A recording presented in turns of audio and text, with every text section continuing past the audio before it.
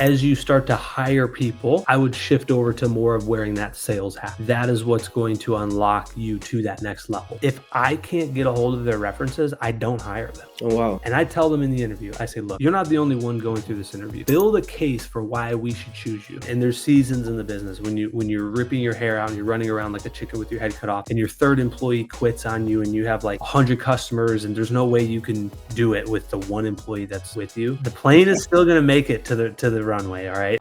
So today we have Cruz. He's out there in Hawaii. So Cruz, maybe fill us in, catch us up with kind of where you're at in business, maybe like a 20 or 30-second snapshot. And then, we can jump into the questions and see how I can help. Awesome. Yeah, so I started doing just side jobs here and there for some family last year just to make some supplemental income.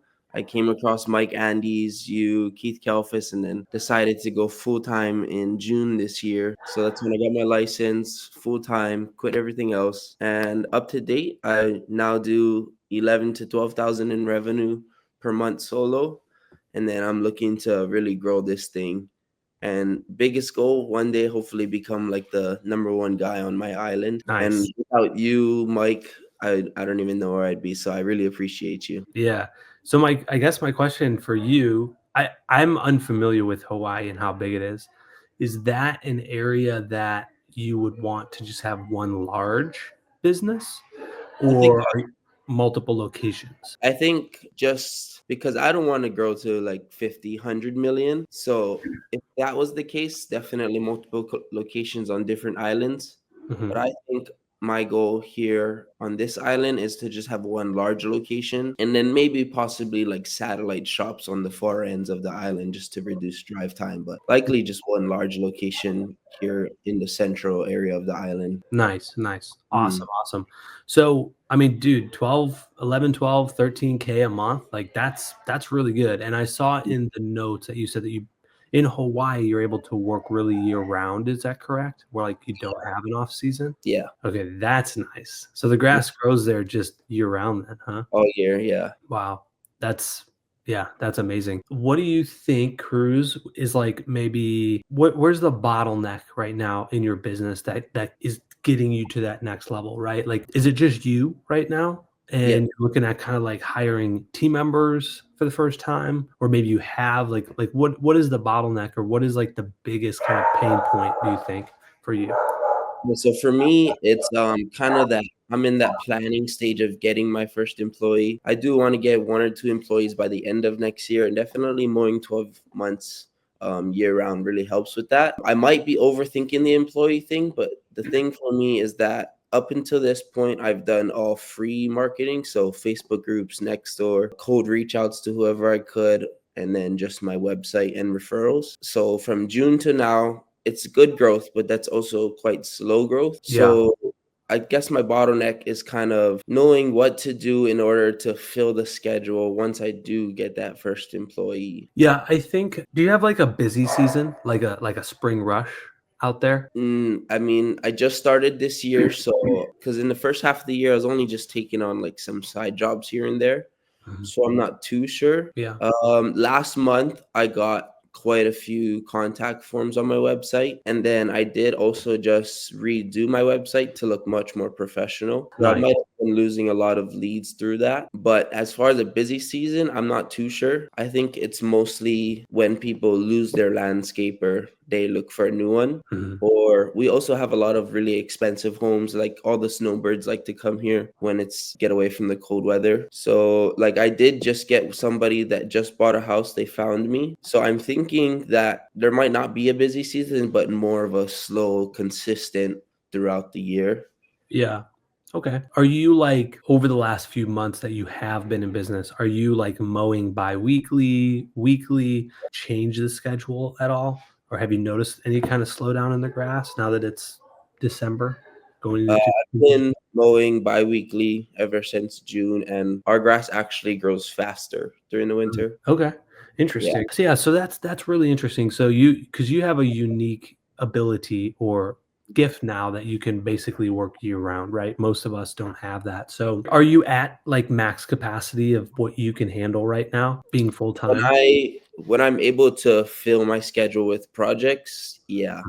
So my recurring right now is at 7,200. That's 29 clients, I believe. Yep. Then so I could make that higher, which I'm working on, but I usually just fill my schedule with projects, and then that keeps me full because I don't work crazy hours because I do have a son, so I got to be home to watch him. Yeah, yeah.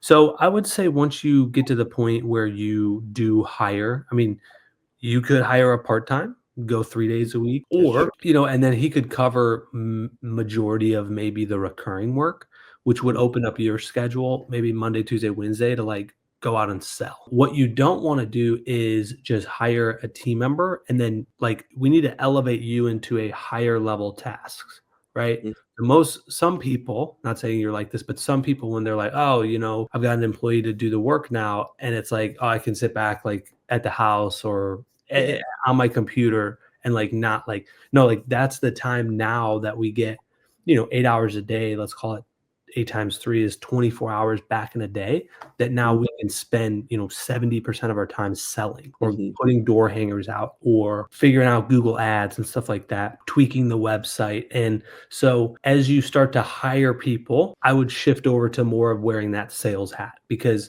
that is what's going to unlock you to that next level, where Mhm. you do have 2 or 3 employees, a couple of trucks, and then, yeah, you're not out in the field 5 days a week every day like you are Yeah. now. Yeah, thank you. And Yeah. then as far as sales, I did have a couple questions on like some marketing methods.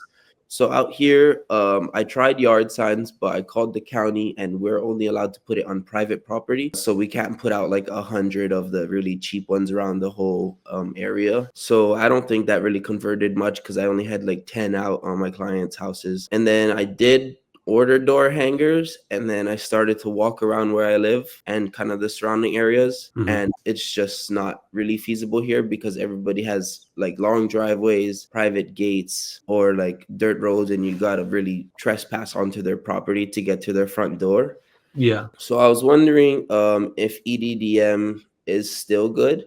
I'm seeing about a dollar per house for my area, but I do have about a 230 per month per client value right now, and I am starting to get larger properties. So I Mhm. think I can make sense of the higher customer acquisition cost, but I know that a dollar per house is a lot. Yeah. Before I would do that, I would exhaust all of my other options. And then when you do EDDM, I would just do a test batch. I Mhm. wouldn't go out like Yeah. crazy with it and order like multi thousands of it. Maybe just, do 1,000, do 1,000 or maybe 500, do a test batch. But before we even do that, because we're spending money on that. And Yeah. at your stage, Yeah. every dollar is extremely important. I looked at our customer acquisition cost last year at our new location for EDDM, and it was horrific. It was like $800. I was like, Oh, I'm not spending another dollar on this yeah. ever. That's crazy. To where at our main location it was better, but nonetheless, what I would say is, do you currently use a CRM? Yeah, I'm with Copilot. Okay, so I would number one be utilizing the upsell features in that and emailing my customers at least once a month. Are you doing that? I upsell all my customers, but I don't email them anything. Do you mean like kind of just to keep them warm, you mean? So let's say, for example, are the leaves falling right now near you or no? You guys don't have a fall. They don't really fall that much. Um, Certain trees fall, but not really. yeah, I would find what like if you over the last 30 days, what was the number one service people were asking for? I've done a lot of cleanups this past month, just preparing for holiday parties and things like that. Perfect. So that's what I would lean into. I would create a one-click estimate. On Copilot, they have the ability that they'll show you how to create it. You Hmm. basically put a picture of a bad looking flower bed and then a cleaned up one. And then just be like, hey, property cleanups or a flower bed cleanup. Holidays are right around the corner, which we're getting kind of close, but obviously with the new year and stuff like that. And then what you would do is just put a one-click estimate. Hey, if you wanted a quote, just click this button. It's that easy. We'll send you a quote in 48 hours or something like that, right? And then I would send that to all of your leads and all of your recurring customers that don't have flower bed cleanups. So I would do that first, and then you'd be surprised. You'll probably get how many leads and customers like do you have in the database total? I think 40. I just joined the Copilot, so Some of Okay. the old one-time projects I didn't input, but I Okay. do have So them in my phone. yeah. Okay. So then that gives me more data. I would still do it, but you're probably not going to get a great return on that with only having 440. If you had 400, that's a Yeah. different story. It's like, okay, we can get, 20 or 30 estimates from that one email. Mhm. Okay. So I would do that. And then you're already doing upsells on the individual customers, right? Yes. Okay. So that's good. And that's right. Cause you're so new. You don't have all that database. Does your truck have signage on it? No, that is gonna be my next thing, though. I've been looking at the kind of decals. Do you have an idea where to get decals? I don't have a whole lot of cash on hand, so I can't do a full wrap, but I definitely do wanna get some decals on my truck, and the only thing I know is Vistaprint. Yeah, you can get a partial wrap that looks like really professional and it'll make you stand out. When Mhm. people see that, they're like, "Oh snap, this is a legitimate company." Yeah. Before I would spend a single dollar on EDDM, Yeah. 1,000,000%, I promise you, you will get a better return doing it through the truck. Mhm. Why? Because you're gonna get that partial wrap, and it doesn't even necessarily need to be a partial wrap. You can just get like your logo on the door really Mhm. big, and then a phone number on the back. They Mhm. just need to be able to reach you, right? And you pay a one-time thing. It'll probably be under 800 bucks. I mean, unless you're doing a partial wrap, it might be 1,000 or 1,200, maybe 1,500. But, like, Mhm. that's going to get you a greater return than any EDDM flyer because you're gonna pay for it one time, and if it's a good material, it should last 5 to 7 years. Mhm. So for the next 5 to 7 years, you're building brand awareness, you're in the neighborhoods, they see your truck. Dude, you're gonna get so many calls from that. So I would say do that first Mhm. before doing any EDDM. It's Mhm. not immediate, Yeah. it's not, but it's a better investment than doing EDDM one time. Makes sense. Yeah, I definitely have to pull the trigger on that. But yeah, that's what I was thinking, get the logo on my door, and then should I put the website on the back of the truck or the phone number, or kinda do one and one on each side? What's your company name? Cut upon a landscaping, and then that's the URL too. Here, let's do this. I'm gonna share my screen here. And you said you have a website, right? Yeah, Okay, so what is the website? cut upon a landscaping. If you can see my name on the screen, it's my last name. Hold on. Let's see if we can pull this up. Or you can just type in, lawn care East Kauai. I rank pretty well Right right there here. on the top. Yeah. All right. So perfect. You have your free estimate form right up on top. Yeah, and then I am still working out the kinks because there should be a header and stuff there. Yeah, it's very white. I was Loading. waiting for something to load back here. It's Yeah, there's very supposed to white. be a picture, but I guess it's not. Yeah. Great photo. So they know who they're doing business with. Yeah, this looks pretty good. This is Mhm. pulled in from Google, right? Yes. Yep. Yeah, dude, this is awesome. Okay, so let's see. So what is the full name of the business? Kapana Landscaping? Caught up on yeah. Kaapana. Okay. What I would do, it's hard to see the logo on this. Yeah. Yeah, I'm So working on the header because was trying to make that one bigger, but for some reason it wasn't, publishing correctly. But yeah, yeah. I would probably use your name, Kaapana Landscaping, because the logo's hard to see. I mean, you can put the logo on the doors, that's fine. But Mhm. like across the side of the truck, like you just want your name to be as like big as possible. And Mhm. that's kind of what we're learning right now too, because our logo was so busy that Yeah.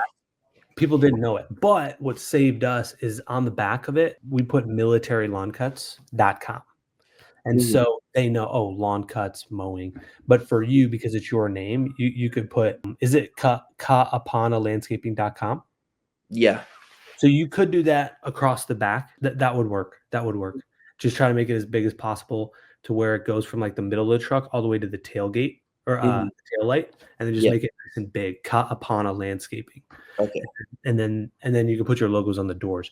If you Mhm. do that, I mean, Hawaii might have more expensive prices than Texas where we're at, but I mean, I can't see it being more than probably 1,200 bucks, maybe max 1,500.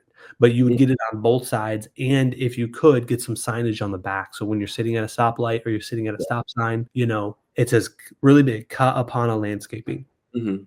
I think that will get you more customers for Yeah, sure. definitely. I'll definitely look into that first. But for the website, so I had my goals session with Mike a couple weeks ago, the co-pilot goals session, Mhm. And then he let me know that website was probably what I should put most of my focus into right now. I agree.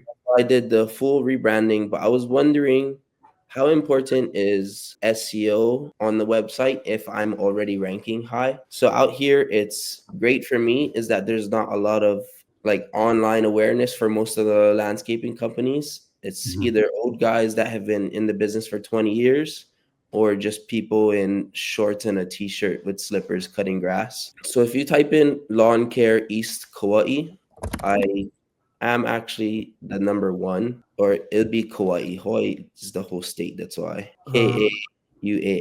Kauai. Yeah, that's my island. Got Yeah. it. Okay. Or well, And yeah, that's what I mean. Because I'm number one on the map. yep. So I'm wondering how important it is that I need to focus on getting the website to be number one. Yeah, there's so many like free stuff you can do. What you can do for those 40 customers that you have, I would send them an email and just say, "Hey, Merry Christmas. You guys help support us this year. Can you help support us and like leave us a 5-star Google review? We got to get this up to above like 35. If we can get that above 35, you'll be golden." Which it looks like you're already ranking that, but like, when they search, you want to be the first here.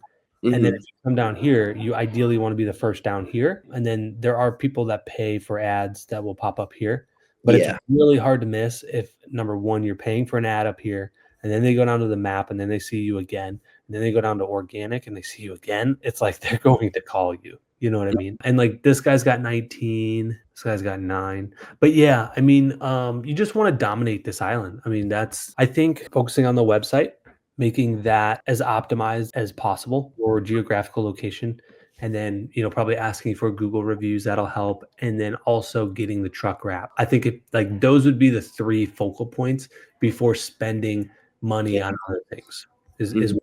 is what I would do. Okay. And then as far as employees, so I want to get my first employee in quarter 2 next year, just because I have a busy quarter 1 with birthday parties and things like that. And I was wondering, as far as payroll company, I was thinking about going with home service CPA just because that's like the only one I do know of Mhm. besides Gusto. And then I also know that they do taxes. I had a call with them with Brad. I really liked him and they seem to have a lot of benefits, but I was wondering if they are on the pricier side, if that's a So little too much for the first employee. I'm a little biased, like when it comes to that stuff. I'm positive they provide a top quality product, but Mhm. for me, I'm very money savvy when it comes to my money, and I'm sure there's areas that I lack where I'm like trying to save money, and it would be better to just outsource it.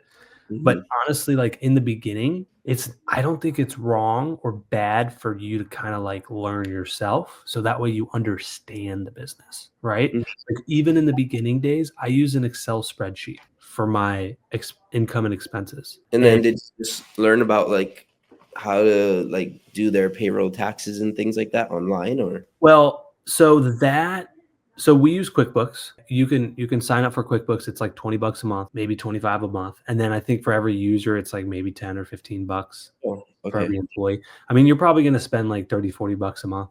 I don't That's know not what their rate is, but you would manually have to go in, set them up and process payroll, which we do at our company. We mhm. run payroll. We don't pay somebody else because Yeah. really all you're doing if you hire somebody to run the payroll thing, you're just giving them the hours, which Mhm. is simple. Like, and then Yeah. they plug the hours in and click run payroll. It's very simple. It's Oh, very yeah, I didn't know that. so, like, to pay, I don't how much was it were they charging? Do you know? I'm not too sure. It was, I think, 170 per something. I forget, but it Yeah. sounds higher.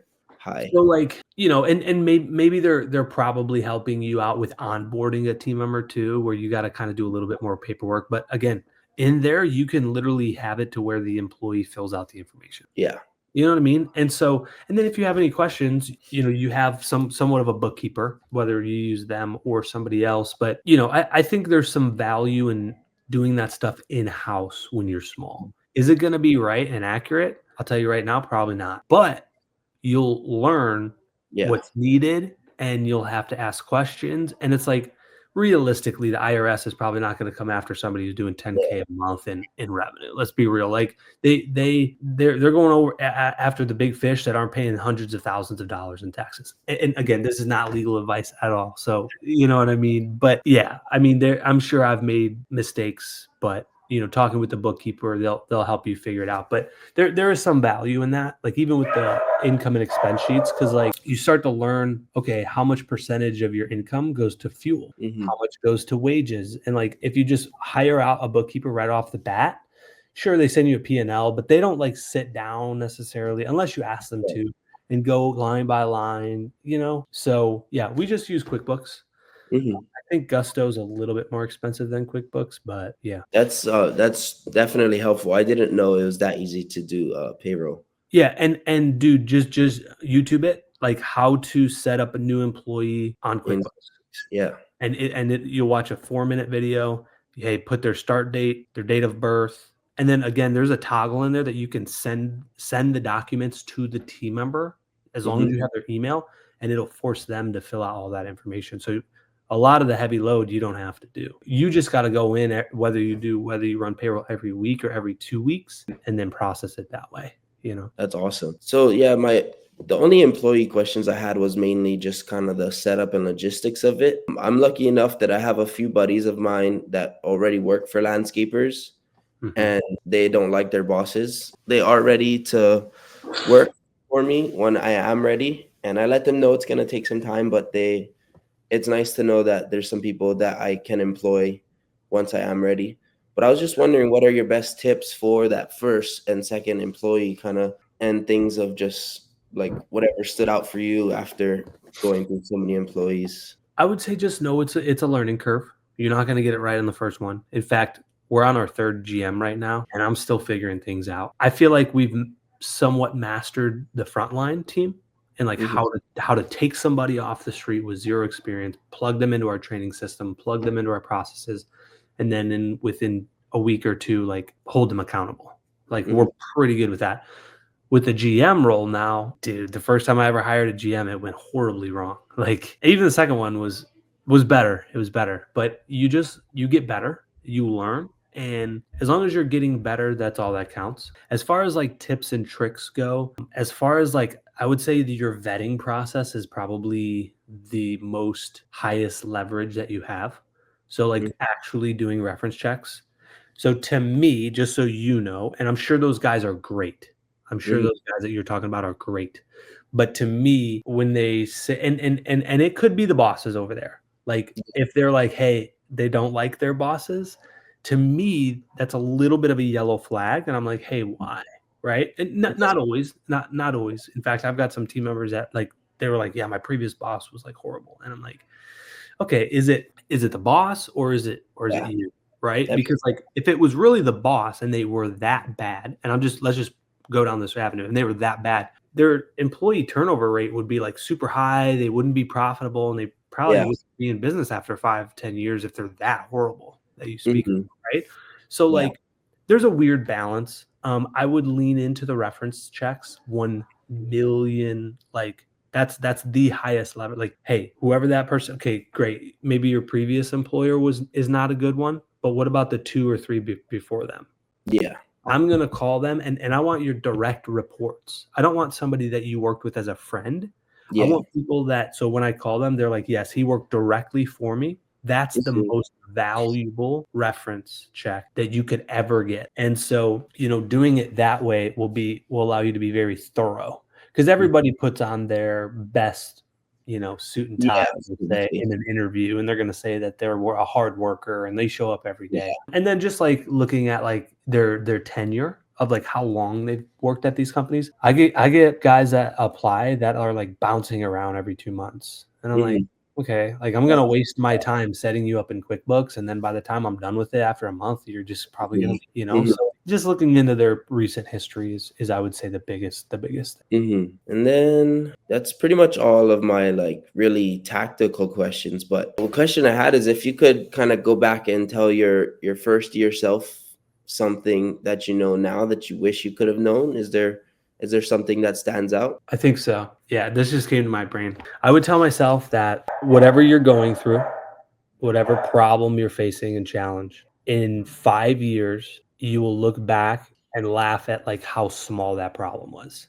But to you right now in this big Yeah. day, it's the worst.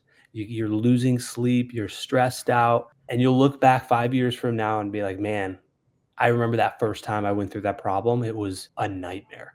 But what's realistically, as you grow and scale your business, especially in your first year or 2, there's so many new things and new Mhm. problems, like the first time a customer threatens to sue you, or an employee walks off the job, or just big things. Damage case, a $5,000 damage case, it's like the end of the world, right? Yeah. But you'll after 5 years, number 1, I'll probably tell you that it probably won't be the first or the last time, as long as you stay in business. So, like, Mhm. just I guess, like, think of the brain as like a veteran brain. Like, what would myself 5 years from now, having gone through this 10 times, tell myself? Mhm. It's like, "Oh, okay, Like, this sucks. yeah. It sucks that it's happening, but we need to do this, this, and this to fix it." And Mhm. that's all it is. And, so I guess having a, like Mike Andes always says, a lower high and a higher low, right? And there's seasons in the business when you're ripping your hair out and you're running around like a chicken with your head cut off, and your third employee quits on you, and you have like 100 customers, and there's no way you can do it with the one employee that's with you. It's just Mhm. like, deep breath. The plane is still going to make it to the runway. All right. It might have some bumps and bruises, and one of the engine might be going out on it, but the other one will hold it up and it'll coast back into the runway. You know what I mean? Mhm. Yeah, I'd say probably that's the biggest thing for me. Mhm. Yeah. Awesome. Yeah, man. I'm excited for you. I'm excited. Especially, I think you're in a really good opportunity out there Oh, yeah. of, like, having that island. I think it's good. I think it's good, and I'm excited for you to start to hire employees. That's going to be a whole nother beast. Right now, you are in the phase of the Yeah. It's working. physical stress. Yeah, Yeah. and you get home and you're drained and you're exhausted. The Yeah. next phase that you're going to go step into is going to be mental. It's going to be with Mhm. dealing with employees. And this is like the third day in a row that guy showed up 5 minutes late. It's like, okay, do you pull him aside and have a conversation, which you've already hopefully done, Yeah. or do you let him go and set an example? It's like, man, Mhm. what am I going to tolerate? And Yeah. you train them to weed eat a certain way, and they're not weed eating that way. It's like, dude, I've told you 5 times to weed eat that way, right? It's a mental game at that point. But Mhm. I think if you hire very thoroughly and fire quickly, you'll be good, right? Mhm. Those reference checks are going to be your best friends. I would use them. Yeah. It's Definitely. so simple. It's so simple, but there's times, and I will tell you, if I can't get a hold of their references, I don't hire them. Oh, wow. Mhm. If they give me 3 references and I tell them in the interview, I say, "Look, you're not the only one going through this interview. Yep. Build a case for why we should choose you. Down your best references, the people that you directly report. I don't want to know your mother, your brother, or your sister. I know they're going to rave about you and say that you're a great worker and you're here every day. I understand that. I want the people that you directly reported to. And if you can't give me that, it probably shows, right? Yeah. But build a case for me why I should choose you. People that will answer their phone when I call them, right? Yeah. Or at least call me back, because I know there's a lot of busy people out there. But Yeah. if you'd be amazed, I leave a voicemail and I'll call him 2 or 3 times. If I'm like, man, Mhm. I really like this guy. I really like him. He interviewed so well. I think he's gonna fit in with our team.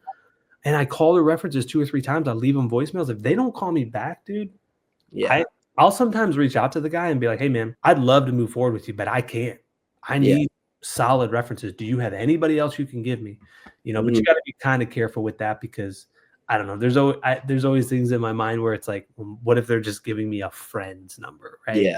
So, but I do ask certain questions on there to really try to dig. You know, Yeah. like, oh yeah, what? So he worked for you, right? Okay, what was his role? Like what did he do? Like, Yeah. talk to me about that, right? So yeah, I think it'll be good. It's a whole other beast, but Yeah. I whatever look you're going through, yeah, whatever you're going through, just know it's not that big of a deal. It is to you right now, and anybody that's watching. It is a Mhm. big deal, and I don't want to dismiss that, but go in it with the veteran framework of mind of, like, what if this was the 10th time this happened? Be like, Mhm. man, I hate it when this happens, right? Okay, we got to do this, this, and this, and then that'll fix that. So Awesome. Thank you so much.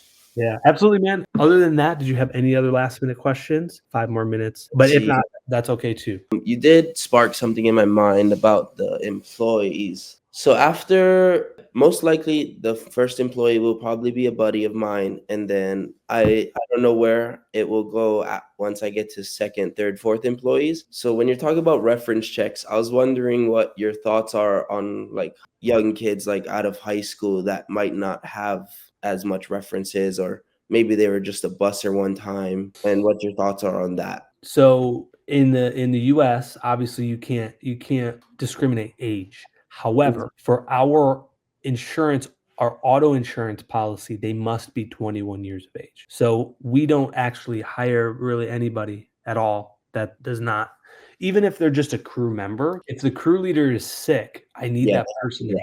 step up and drive.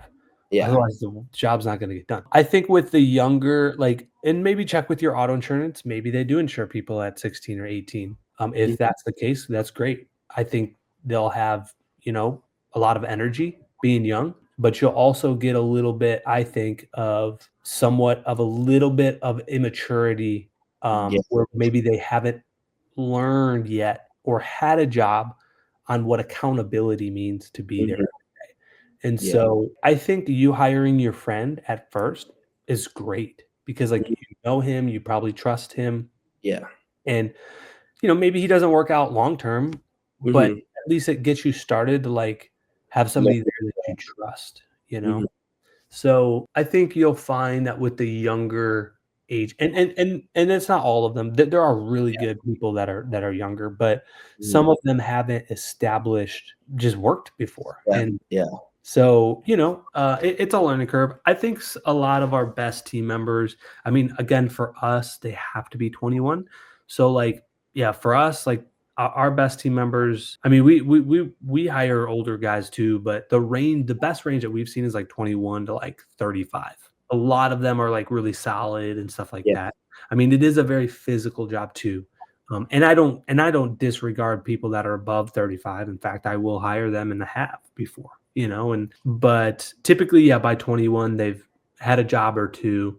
Yeah. And That's and the other thing too is I like to think that I'm a really good like boss. yeah, I that's my hold I hold people accountable, but as long as you're doing what you're supposed to, dude, I'm like the coolest, nice, I think. And I get that feedback from our team. Sometimes when we bring somebody in there that hasn't had jobs before or bosses before, what happens and what we found is when they'll leave on bad terms. They'll basically burn the bridge with us where they leave without doing a 2-week notice because we're Mhm. horrible bosses, right? Of Yeah. holding people accountable. It's like, Mhm. and then literally 3 to 6 months later, they're reapplying to try to come back, and it's like, That's crazy. because they haven't experienced what the work like is at other places, and Yeah. they're like, "Man, I had it really good at military lawn cuts, and Mhm. they unfortunately burned the bridge when they left." And it's like, "Sorry, Yeah. man, I'm not taking you back because you just spring Yeah. rush, we needed help, and you just took the uniforms with you."